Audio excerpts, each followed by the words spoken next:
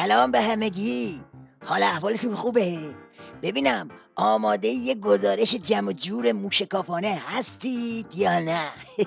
امشب میخوام سر پیچ مذاکرات بپیچم جلوی ماشین اسقاطی نظام و یه تصویری از وضعیت دلواپس و دلارام و دلپیچه تو نظام ارائه بدم. اول از دلواپسا شروع میکنیم.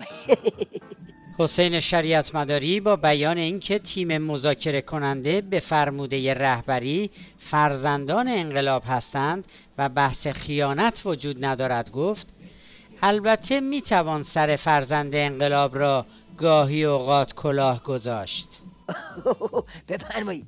اینم از تیغکش اختصاصی ولایت. ببینید کار به کجا رسیده که شریعت نداریم عظما رو دست میندازه و جماعت جام زهری رو صاف صاف میبره زیر بخیه. حالا این که تو ورق پاره هاشونه. الان وضعیت خیلی پتالتر از این حرفاست. حالا دیگه کار به شبنامه هم کشیده.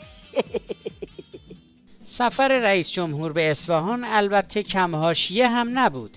یکی از این حاشیه ها البته مربوط به پخش یک شبنامه در اصفهان می شود که در آن نوشته شده رهبرا فتنه 88 8 ماه به طول انجامید ولی نمیگذاریم فتنه بزرگتر که گفتید حتی 1 روز هم طول بکشد. و در ادامه آن برای مقایسه برخی نقل قول‌های رهبر انقلاب و رئیس جمهور مقابل هم قرار داده شده است، مانند خامنه‌ای به مذاکرات بدبینم، رئیس جمهور روحانی به مذاکرات خوشبینم. خامنه‌ای باید امر به معروف و نهی از منکر کرد، رئیس جمهور روحانی مردم نیاز به ارشاد ندارند. پس تا اینجای کار معلوم شد که هرچی جلوتر میریم دلواپسا جوشیتر میشن و همچی بی‌تعارف میرن تو شکم شیخ اعتدال. حالا ببینیم شیخ فری و جماعت جام زهریش در چه حالن. امروز همهشون قبول دارن که ایران غنی سازی میکنه. الان تو مذاکرات بحث این نیست که ما غنی سازی باید داشته باشیم.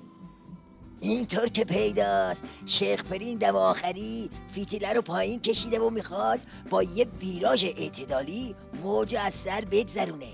حالا چرا؟ واسه این که اونور آب ظریف داره دست و پا میزنه که شاید یه لنگ کفش پاره‌ای چیزی نصیب نظام بشه. آقای ظریف پیش از عزیمت به مونیخ با بیان اینکه مذاکرات از عصر جمعه آغاز می شود گفت در حاشیه اجلاس مونیخ با همه طرفها به صورت دو جانبه مذاکرات مفصل انجام خواهد شد. امیدوار هستیم که این رایزنی‌ها در سطوح بالای در سطح وزیر خارجه بتونه کمک بکنه به پیشرفت مذاکره و به نزدیک کردن دیدگاه‌ها بتونه کمک بکنه. تو این اوضاع و احوال عظمای گردن شکسته همچنان تو فاز خفقونه. یعنی از دیوار صدا در میاد، از این ولی فقیه سرگردون صدا در نمیاد. حالا چرا؟ واسه این که نای تکون خوردن نداره. واقعا در برابر حضرت امام کسی به خود جرأت نمیداد که مثلا نظر خلاف چیزی رو بگه.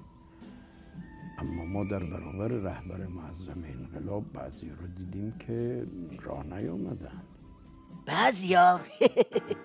تو بگو کی با این ولی فقیه راه میاد؟ دیدی که شریعت نداریم دیگه حرفشو نمیخونه. تنها کاری که برای این ولی فقیه مونده اینه که بشینه رو به دیوار و مثل امامش بکوبه رو پاش. بله بشتابید بشتابید. امشب و هر شب علی گدا در بنبست. برنامه امشب سینماهای نظامه.